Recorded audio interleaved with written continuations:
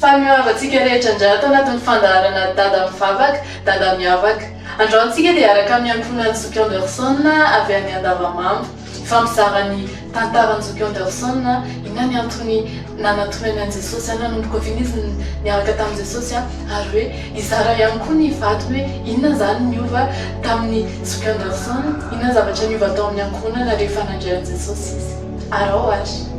Ny fanontaniako voalohany zany dia hoe inona ny antony nahatonga ny Zoky Anderson nihaona tamin'i Jesosy. Voalohany indrindra faly miarahaba ny Zokizoana, dia faly miarahaba ihany koa ny ekipa MJTV rehetra, dia faly miarahaba ny mpanaraka amin'ny fandaharana, dia misaotra ihany koa ny MJTV nanasany amin'ny Zoky Anderson amin'izao fandaharana izao. Ny antony nihaonako tamin'i Jesosy dia izaho mpianakaviana tena voafatitra na fahotana, fahazaran-dratsy maro isan-karazany, vokatry izany tena nikorotana ny tokantrano dia nahazo tena aretina tena saika maty ihany koa tao anatin'izay, tena efa hoe saika maty vokatry ireo zavatra ireo, indrindra ny fisotroana sy ny fivoahana zany tena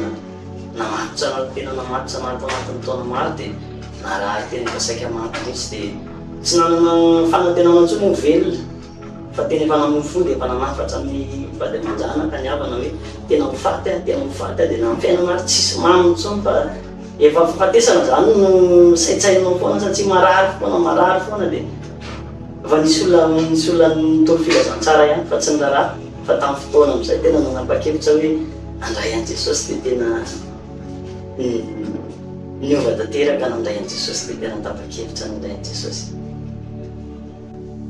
Ny fanontaniako faharoa indray zany dia hoe nanomboka oviana zany Zoky Anderson nihaona tamin'i Jesosy. Nanomboka nihaonako tamin'i Jesosy nanomboka taona 2020 volana février, ka hatramin'izao moa zany mbola miaraka amin'i Jesosy foana, ary hitako hoe tena tsara miaraka amin'i Jesosy dia hanompo an'i Jesosy hatramin'ny farany dia an'i Jesosy hatramin'ny farany. Fanontaniako manaraka dia hoe inona zany zavatra hitanao miova rehefa nandray an'i Jesosy ianao? Ny zavatra hitako tena niova aloha hatramin'izay niarahako tamin'i Jesosy dia rehefa zarazatso maro mamatitra anahy nandritra an'izay taona maro izay tena afaka tanteraka, dia ny fahasalamanako ilay narary lava taloha tena efa salama tsara amin'izao, tena isaorana Jesosy tena salama tsara, dia ilay mpanakorotana taloha tao amin'ny tokantrano tena lasa milamina tsara ny tokantrano amin'izao, dia lasa maneho fitiavana ny vady aman-janaka, tena lasa metina zany ny vady aman-janaka, mitombo fitiavana isanandro.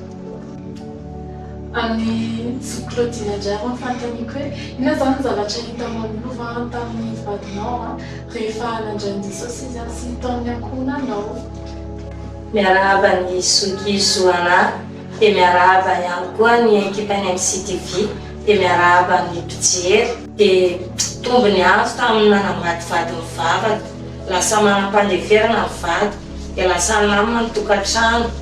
dia tao anatin'izay ihany koa lasa vita soratra, dia vita mariazy, dia tao anatin'izay koa olona 10 taona nitady zaza,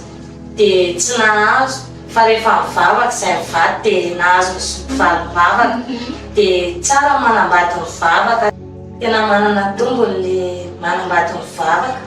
dia misaotra an'i Jesosy. Dia izay indray fandaharantsika androany dada mivavaka dada miavaka niaraka tamin'ny ankohonan'ny Zoky Anderson, mankasitraka anareo niaraka tamin'ny teto mifampizara.